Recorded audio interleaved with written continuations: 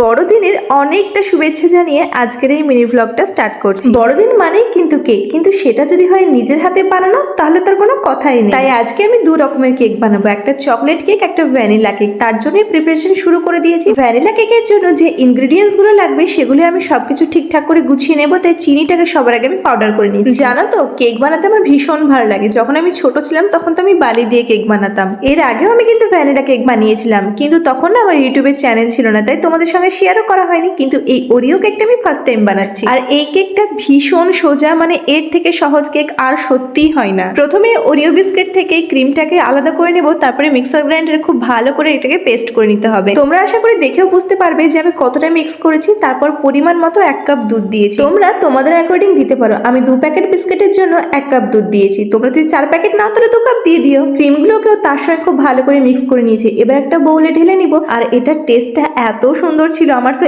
এমনি খেতে ইচ্ছে করছিল। আমি এখানে কোনো রকম বাটার পেপার ইউজ করিনি, আমি নর্মাল খাতার পেজ নিয়েছিলাম, আর এখানে আমি হাঁড়িটাকে 10 মিনিটের জন্য প্রিহিট করতে দিয়েছি। এরপর কেকের মিক্সচারটাতে আমি একটু বেকিং সোডা আর বেকিং পাউডার অ্যাড করেছিলাম। ভ্যানিলা এসেন্সটা অপশনাল, তোমরা দিতেও পারো নাও দিতে পারো। তারপর খুব ভালো করে এটাকে মিক্স করে নিয়েছিলাম। একটু সময় নিয়ে কেকটাকে একটু মিক্স করতে হবে, তাহলে কেকটা খুব ফ্লাফি হবে, দেখতেও খুব সুন্দর লাগবে। আর টেক্সচারটা কতটুকু রাখতে হবে সেটা আশা করি তোমরা দেখেও বুঝতে পারছো। আর কেকের লুকটাকে আরো এনহ্যান্স করার জন্য আমি ওপর থেকে একটু কাজু বাদাম দিয়ে গার্নিশিং করে দিয়েছিলাম, তাতে খুবই সুন্দর লাগছিল কেকটা দেখতে। আমি হাঁড়িটা আগে থেকে 10 মিনিটের জন্য প্রিহিটে বসিয়েছিলাম। এবার আমি কেকটা দিয়ে খুব ভালো করে এটাকে সিল করে দিব, আর 30 থেকে 35 মিনিট ওয়েট করব। ফাইনাল রেজাল্টটা তোমরা একবার দেখো, বিশ্বাস করতে পারছো এটা আমি হাঁড়িতে বানিয়েছি। এত ফ্লাফি আর এত সুন্দর দেখতে, তো সুন্দর ছিল, সাথে খেতেও দুর্দান্ত ছিল। কি করছো, তাড়াতাড়ি একটা লাইক করে দাও। Thanks for watching.